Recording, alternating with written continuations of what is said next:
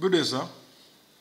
I just got this interesting issue that I felt we should get your quick opinion on this. I am aware that you were appointed as a consultant to the Governors Forum, but there is this disturbing report of the Governors Forum being indicted in a fraudulent engagement of fake contractors. What's your take on that, sir? Yes, thank you very much.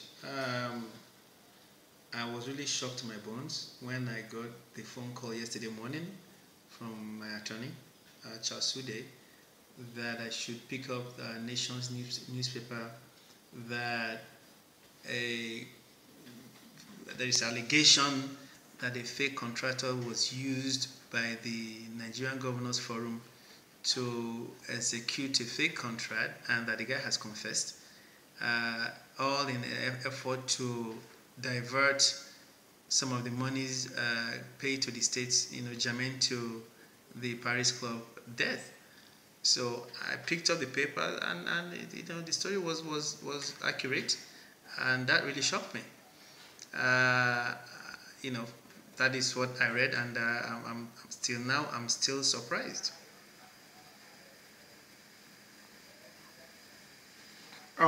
Sir, now that the Governors Forum has been exposed, how do you plan to address the heinously conspiratorial act?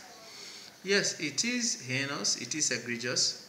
As someone who has been engaged by the Nigerian Governors Forum as far back as 2014, who has performed his duties, who has written a letter of demand dated September 5th, giving the Nigeria Governors Forum 14 days to address my letter of demand, demanding $7 million and a little over $47 million payment.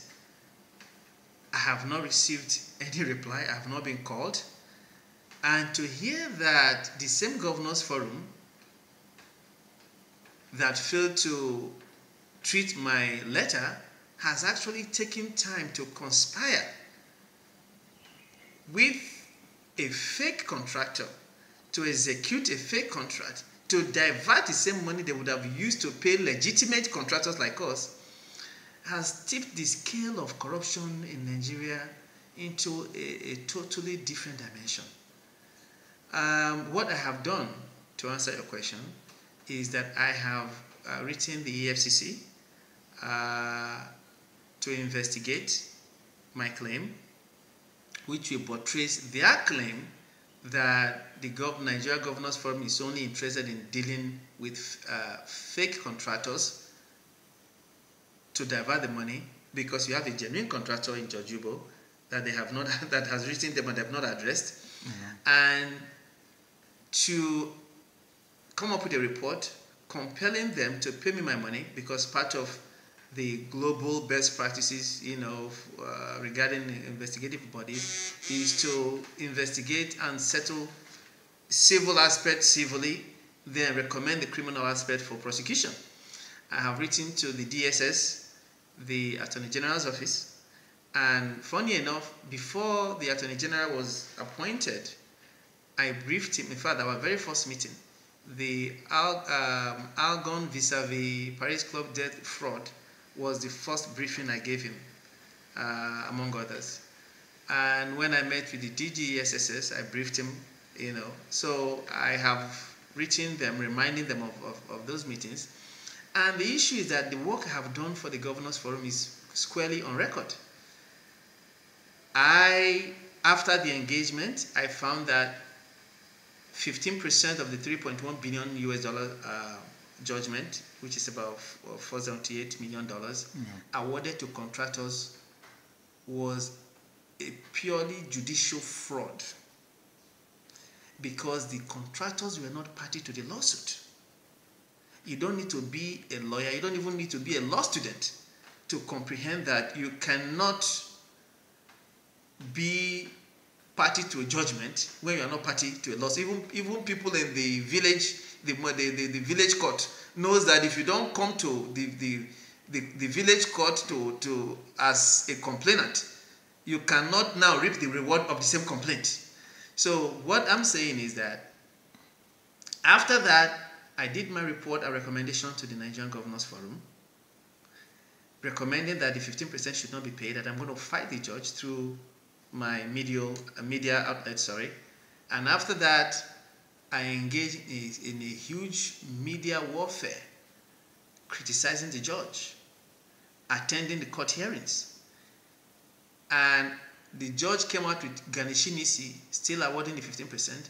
But after my criticism, the judge actually struck out the 15% at the phase of Ganeshi Absolute. In fact, when you read the ruling in striking out the 15%, he reversed himself, citing me that since the parties were not, they are not parties to the lawsuit, they cannot come and benefit from the judgment. Where he should have known that before he awarded the judgment and the Ganeshi as a judge. As a judge. So why are we, what are we talking about?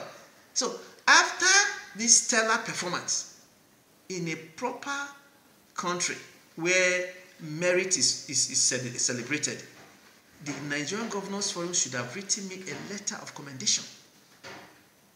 Rather, they have abandoned the work I've done, went ahead to engage a fake contractor to siphon. Don't forget that the reason why the president, our president, approved the release of these monies is because these states owe a lot of money, and they cry to the president that they need money to pay salaries. So this was really funds released to alleviate that whole plight so they can get money to pay the salaries. Now, instead of paying salaries, and because some of the states still owe a lot of money, they have now engaged fake contractors to execute fake contracts or to for the monies to wind up in their pockets.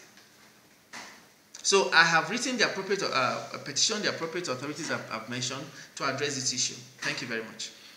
And then, sir, finally, before I let you go, what is your general view of Nigerian politicians and the fight against corruption as enshrined in the current administration? Well, listen, if sitting governors can, under the umbrella of Nigeria Governors Forum, get together in a conspiratorial way and willfully, intentionally, knowingly, with this fraudulent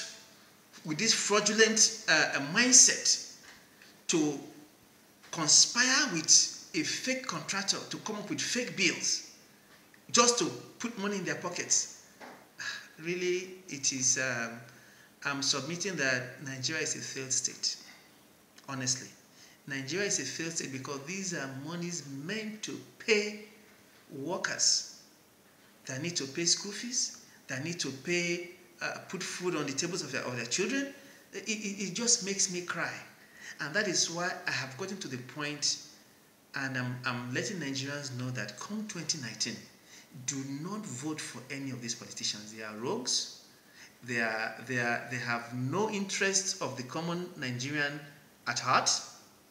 In fact, any politician who has had the opportunity to fight corruption and has refused to shouldn't be voted in, period. You have people that are fighting corruption without any political platform, without any remuneration, and out of pure love for Nigeria. Now you have people that are being paid, that have access to money, have access to security operatives, everything it takes to fight corruption, and instead they are actually colluding with innocent citizens to siphon monies.